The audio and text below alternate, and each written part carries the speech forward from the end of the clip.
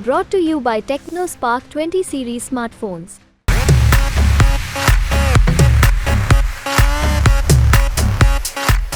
एक आदमी कह रहा है सब ठीक है, चिंता की कोई बात नहीं, किसी मदद की जरूरत नहीं। दूसरा आदमी मदद पर अड़ा हुआ है, कह रहा है चिंता मत करो, सब ठीक कर दूंगा। इस कहानी में एक आदमी है कांग्रेस अध्यक्ष मल्लिकार्जुन खड़गे और हाई कमान। दूसरे आदमी का नाम है अधीर रंजन चौधरी। ममता बनर्जी के सवाल पर अधीर रंजन ने खड़गे के खिलाफ मोर्चा खोल दिया है। मामला इतना बढ़ चुका है कि कोलकाता में अधीर रंजन के समर्थन में समर्थकों ने गुस्सा कर खड़गे के पोस्टर पर कालिख पोत दी। जिस पोस्टर पर कालिख पोती गई उसमें सोनिया राहुल गांधी की भी फोटो थी, सिर्फ खड़गे की फोटो पर कालिख पोती गई।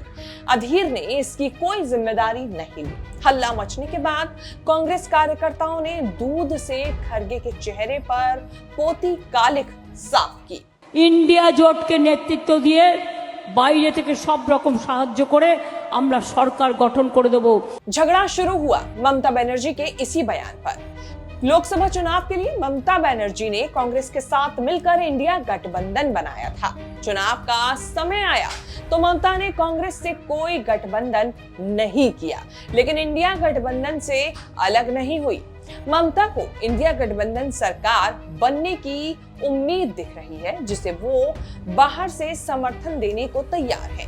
अधीर रंजन को ममता बनर्जी की नीयत पर शक है। मैं उनसे भरोसा नहीं करते, गठबंधन छोड़ के भागी उन्होंने, उनकी बातों पे कोई भरोसा नहीं। अगर बीजेपी की तरफ ज्यादा भारी रहे तो वो उस तरफ भी जा सकते। मुझे उनके ऊपर कोई भरोसा नहीं कि गठबंधन तोड़ने वाली ममता बनर्जी। मुंबई में इंडिया गठबंधन की प्रेस कॉन्फ्रेंस में अधीर और ममता को लेकर खड़गे से पूछा गया तो उन्होंने कह दिया कि ममता पर फैसला अधीर रंजन नहीं लेंगे, जो करना है वो और कांग्रेस हाईकमान करेंगे। खड़गे ने इतना तक कह दिया कि जो नहीं मानेंगे उन्हें बाहर जाना होगा। ममता बनर्जी ने कहा कि इंडिया गाड़ी की सरकार बनती है तो वो आउटसाइड सपोर्ट देंगी। इस पे कांग्रेस लीडर अधीर रंजन ने कहा कि वो ममता पर भरोसा नहीं करते, आगे जाकर वो बीजेपी के भी साथ जा सकती हैं। खड़गे सर, आपका जवाब। अब ममता जी पहले तो उन्होंने ये कहा कि हम बाहर से सपोर्ट करते हैं। ये पहले से भी हुआ, बहुत से पार्टियां बाहर से सपोर्ट करते आते हैं। जैसा कि यूपीए गवर्नमेंट था पहले तो 2004 में तो बाहर से सपोर्ट कर रहे थे कम्युनिस्ट। अब उन्होंने ये कहा है, लेकिन रिसेंटली और एक स्टेटमेंट उनका आया है कि अगर सरकार बनती है तो सरकार में हम शामिल हो जाएंगे। तो नेचुरली वो गठबंधन के साथ है, ये स्पष्ट है। अब रही बात अधीर रंजन चौधरी की, अधीर रंजन चौधरी निर्णय लेने वाले नहीं, निर्णय लेने वाले हम हैं। कांग्रेस पार्टी है, हाईकमांड है, इसीलिए वो हम जो निर्णय लेंगे वही सही होगा। सर, क्योंकि वो कांग्रेस लीडर हैं, उनका व्यू अलाइन नहीं हो रहा है पार्टी लाइन के साथ। नो, देखो अलाइन नहीं हो रहा, ये नहीं हो रहा कि मैंने कहा कि हाईकमांड हम हैं, हम जो तय करेंगे फॉलो करें।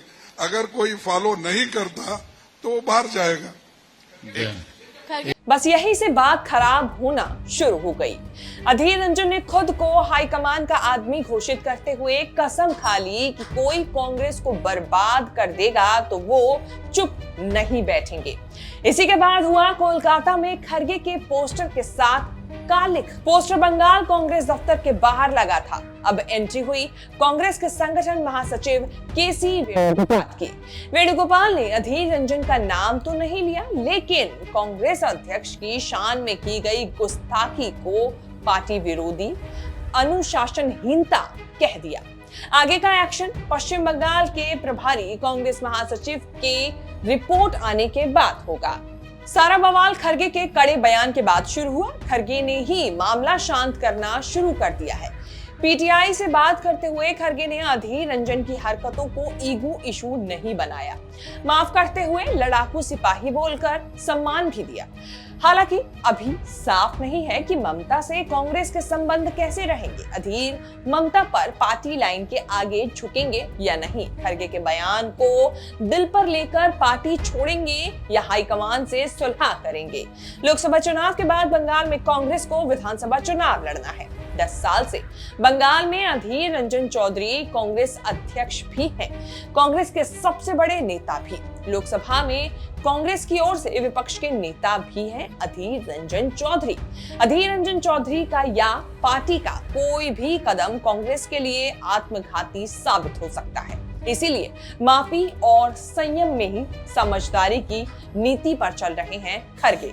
अधीर रंजन की शिकायत है कि ममता बनर्जी पॉलिटिकली उन्हें और कांग्रेस को खत्म करना चाहती है। उनकी लड़ाई व्यक्तिगत नहीं है, कांग्रेस कार्यकर्ताओं की है और अधीर रंजन बंगाल में कांग्रेस के मजबूत पिलर हैं। 2019 में तब भी बहरामपुर से चुनाव जीत गए थे जब पूरे देश में कांग्रेस के खिलाफ लहर थी, यानी कि मोदी लहर थी। इस बार ममता बनर्जी अधीर रंजन को हरवाने पर अड़ गई हैं। यूसुफ पठान जैसा धाकड़ उम्मीदवार लाई हैं अधीर रंजन के साथ गेम करने के लिए। अधीर रंजन न केवल ममता बनर्जी के लिए खिलाफ बोलते हैं, बल्कि बीजेपी के खिलाफ भी कांग्रेस के कड़क आवाजों में से एक है। मामला गड़बड़ा रहा है, इसलिए मौके पर चौका मारते हुए बंगाल बीजेपी अध्यक्ष सुकांत मजूमदार ने अधीर को पार्टी में शामिल होने का ऑफर भी दे दिया है। ममता का विरोध कांग्रेस में रहकर नहीं हो सकता, इसीलिए विभीषण का घर छोड़ दीजिए, राम के घर आ जाइए।